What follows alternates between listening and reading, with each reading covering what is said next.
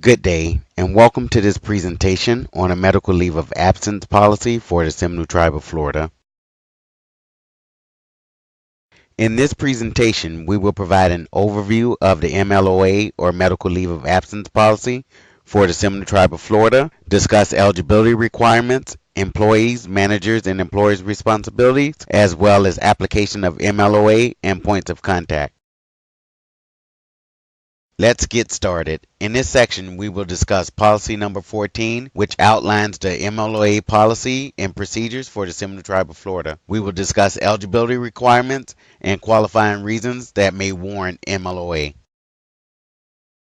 MLOA is a provision approved by Tribal Council that provides eligible employees with qualifying reasons up to 12 weeks of unpaid job protected leave.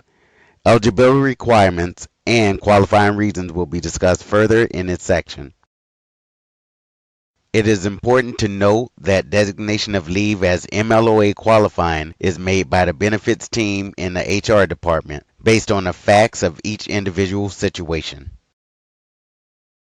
Now that we have discussed the provisions that allows employees to take MLOA, we will now provide you with the eligibility requirements. Employees seeking to use MLOA leave are required to meet all of the following criteria: be full or part-time employees of the Seminole Tribe of Florida, employed with the tribe for at least 1 year, and have at least 1,250 hours of service during a 12-month period prior to the requested leave date.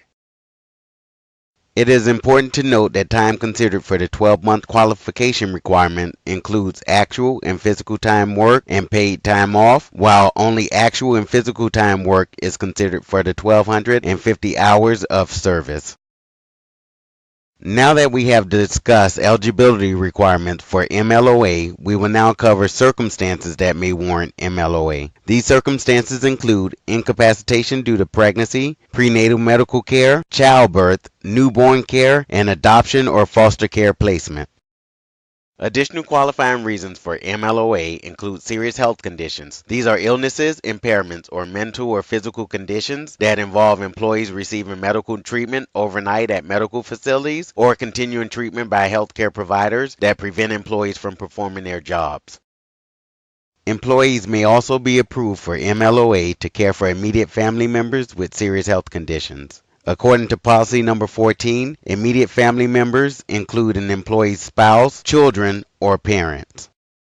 Now that we have discussed MLOA guidelines, we will now cover the responsibilities of employees, managers, and employers, which is outlined in policy number 14. Under policy number 14, employees seeking to take MLOA must comply with the following: provide 30 days advance notice of the need to take MLOA. If advance notice is not possible, employees must provide notice as soon as practical. In this case, employees are expected to comply with normal call-in procedures. Additionally, employees must provide sufficient information to assist the benefits team in determining if they are eligible for MLOA. They are also responsible for notifying their departments and the benefits team if MLOA has been previously taken or certified for the same reason. Finally, employees are responsible for providing medical certification and periodic recertification to support the need for MLOA leave and must maintain appropriate contact with their departments regarding their return to work status.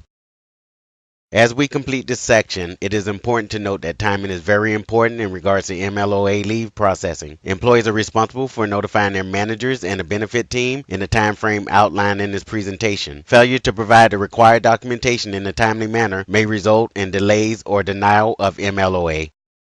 Now that we have covered employees' responsibilities, we will now talk about the responsibilities for managers and supervisors.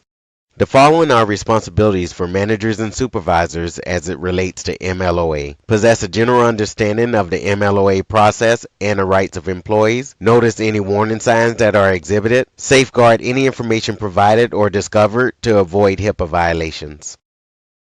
Managers and supervisors are also responsible for notifying a benefits team when advised that an employee desires to take MLOA or after observing warning signs that an employee may have a qualifying reason to take MLOA. They will also direct employees seeking additional information and guidance to the HR department for assistance. Managers and supervisors are best positioned to notice warning signs that employees may need to take MLOA. These warning signs include notification of additions to employees' family due to pregnancy, adoption, or foster care placement, employees missing 5 continuous work days, employees missing work due to serious health conditions involving themselves or their immediate family members, or hospitalization of employees or their immediate family members for any length of time.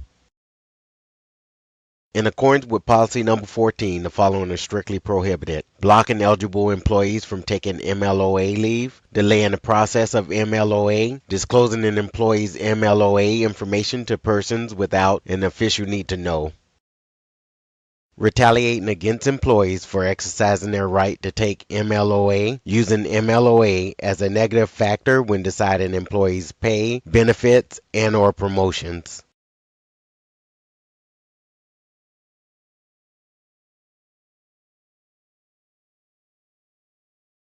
Managers and supervisors are prohibited from using forceful or coercive techniques to gather information. Any information provided by employees should be disclosed voluntarily. Managers and supervisors should contact the benefits team for any questions regarding employees' rights. Under Policy 14.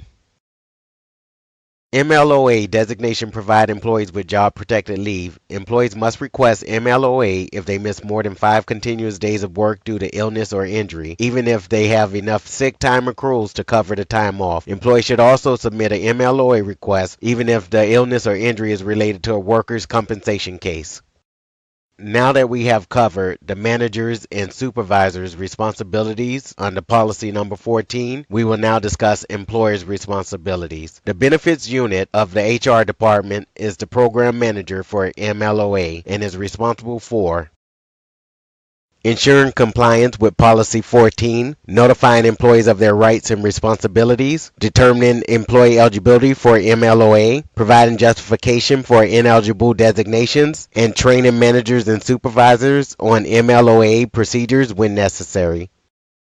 Health benefits continue while on MLOA. Employees are responsible for paying the premiums if accruals are exhausted. Upon completion of MLOA, employees must be able to return to the same or an equivalent position with equal pay and benefits, similar duties, responsibilities, and authority as the pre-leave position.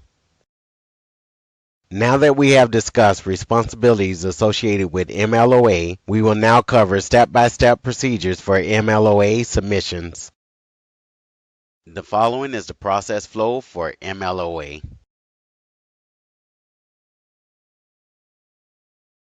Step 1. MLOA is requested by employee or manager. Step 2. HR benefits is notified by employee or manager. Step 3. The benefits team reviews the request. Step 4. The benefits team send MLOA paperwork to be completed and returned. Step 5. Paperwork is returned within 15 days. Step 6. The benefits unit reviews certificate of health care and approves or denies the request, and the employee is notified. Step 7. Benefits team updates system daily or weekly. Manager is not to make any MLOA entries. Step 8. Employee returns to work.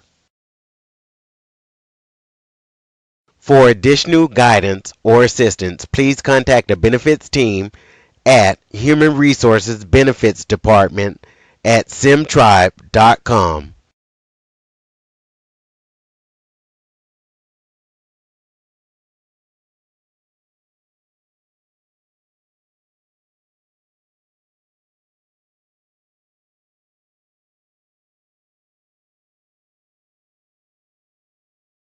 Thank you for attending this presentation on a medical leave of absence policy for the Seminole Tribe of